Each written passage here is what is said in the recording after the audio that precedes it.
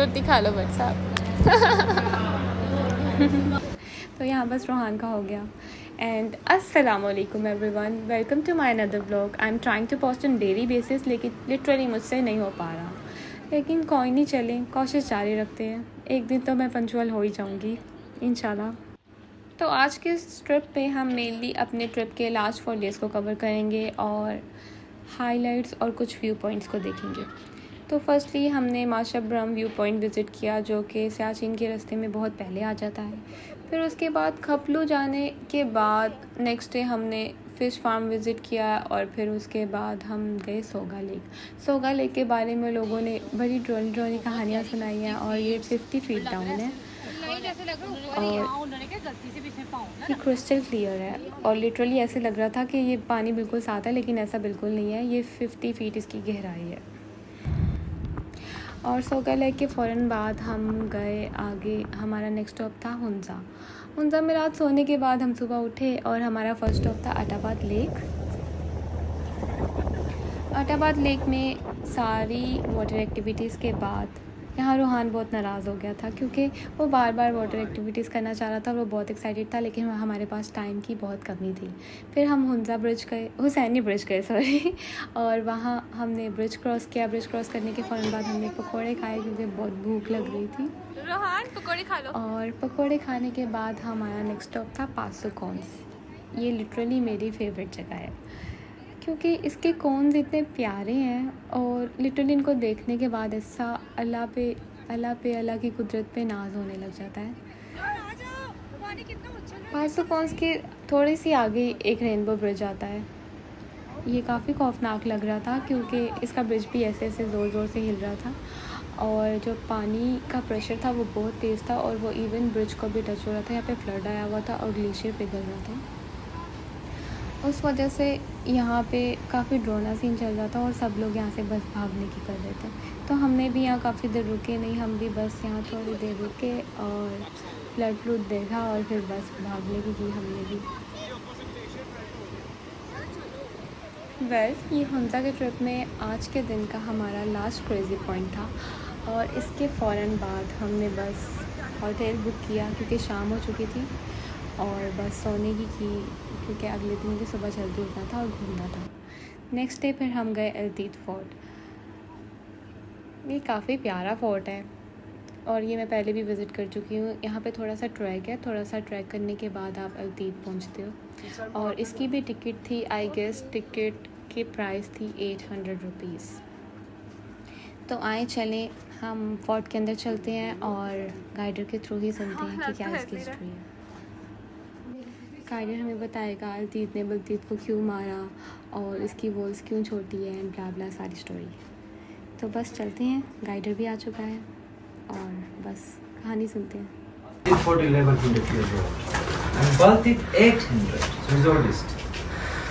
इस फोर्ट को बनाने वाले बल्तिस्तान से आए थे।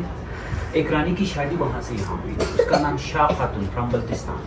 उसके वालिद ने उसको जहेज में बना के दिया था, गिफ्ट में बना के दिया था। ये अल्तीत फोर्ट ये दादा पुराना है।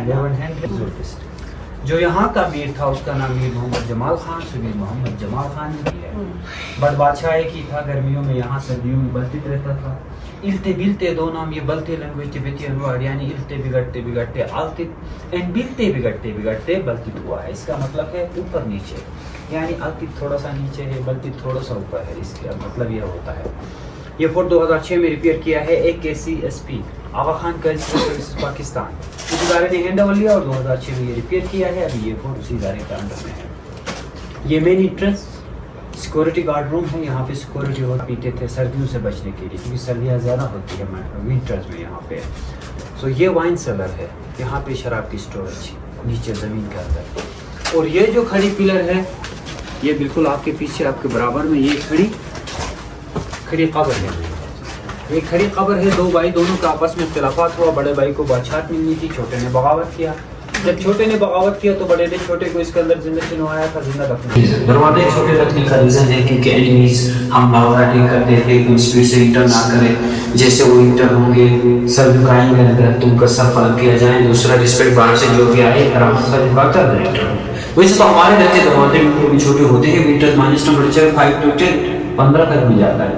दिसंबर जनवरी में बर्फबारी होती है, सो दरवाजे बिल्कुल छोटे रखने से अंदर वार्मिंग गर्मी भी होता है, सो इसलिए दरवाजों को छोटा रखा जाता है। ये था main entrance security guard room था। अब हम जाएंगे नेक्स्ट कमरे की तरफ, नेक्स्ट कमरे जाएंगे, यहाँ से जाएंगे। कुछ क्या यहाँ मेरी बहन मुझे धमकी दे रही थी कि अगर तुमने भी कुछ ऐसा किया तो तुम्हें चुनवा दूँगी इसके बाद। तो मैं उसे कह रही थी तुम क्या मलका हो जो तुम मुझे चुनवाओगी। तो बस फन करने के बाद हम यहाँ से ऊपर गए और हमने इसका किचन और बाकी के प्लेसेस देखे। आए गाइडर से सुनते हैं सब कुछ। ओके मैम, अगर बैठना चाहते थोड़ा सा सिर्फ रिलैक्स हो जाए, इजी ना सही है। ओके। ये ही कॉन्फ्रेंस हॉल जिनका जो गांव के मसाइल यहीं पे डिस्कस करते थे, साथ में खाना बनता था। ये खाना बनाने वाली बर्तन है, क्योंकि उस दौर में मेटल नहीं था, लोहा नहीं था, पत्थरों को तराश के इस तरह के बर्तन बना के इन्हीं बर्तनों में खाना पकाया करते थे। इसको हम कहते हैं Baloch. So big one is the Baloch and small one is the Kurkur. In Hamza language. So Kurkur Kurkur dish बहुत मशहूर है। एक तो आपको फर्स्ट में मिलेगा, दूसरा ये आप ओशोथान मिनापी जो रक्का बोशी के बिल्कुल बगल में है, मिनापी में ओशोथान है, वहाँ पे कुरकुर डिश मिलता है। यानी इस तरह के बर्तन में खाना पका के देते हैं, बहुत टेस्टी होता है। तो यानी हमजा में भी 3 लैंग्वेज बोली जाती है। लोअर हमजा में शना है, सेंटर में ब्रोशस की है, अपर हमजा में वकी, टोटली डिफरेंट, बिल्कुल मिलते नहीं है। और ये स्टोरेज बॉक्स है जिसमें गंदम का स्टोरेज करते हैं। And the corner is the cold storage, फल फ्रूट सब्जियां इसके अंदर रखते हैं। इस बिल्डिंग को उस दौर में इस हिसाब से बनाया है 7.8 जिले को 8 को बर्दाश्त कर सके।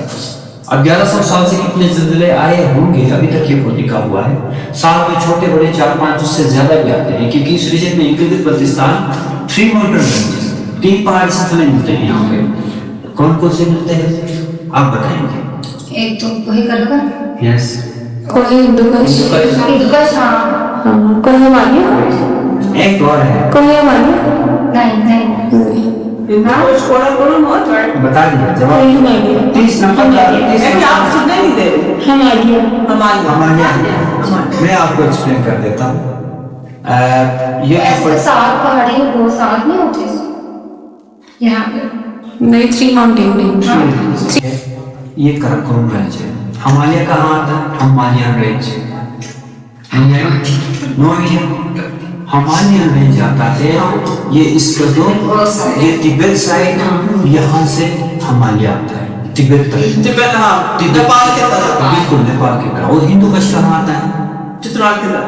चित्रा, ये गजर, खंडर, चित्रा, यहाँ से अफगानिस्तान ये आता है हिंदुकश में, और ये कराकोरम आता है।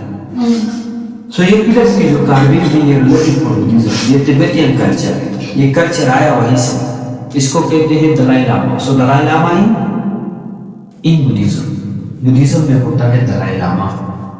और ये पत्थर जिसको बुद्धशुद्धि, वो लोग उस दौर में इसी पत्थर पे दूध चढ़ाते थे, मक्खन लगाते थे, खुशबू का देवता मानते थे।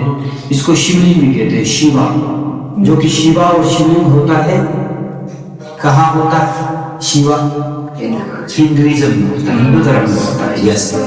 और ये जो साइन है ये खास साइन है, जितने भी हमारे दरवाजे के चुकाट से सब पे यही साइन है।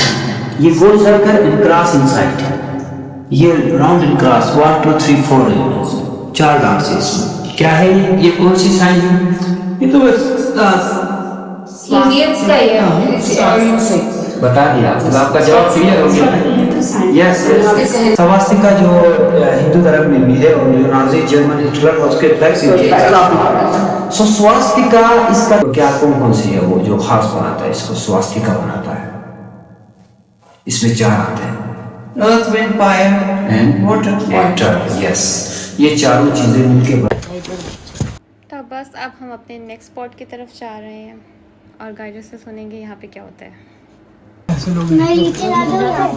Down area, danger jail, no ventilation, no sun, dark black, बिल्कुल अंधेरा।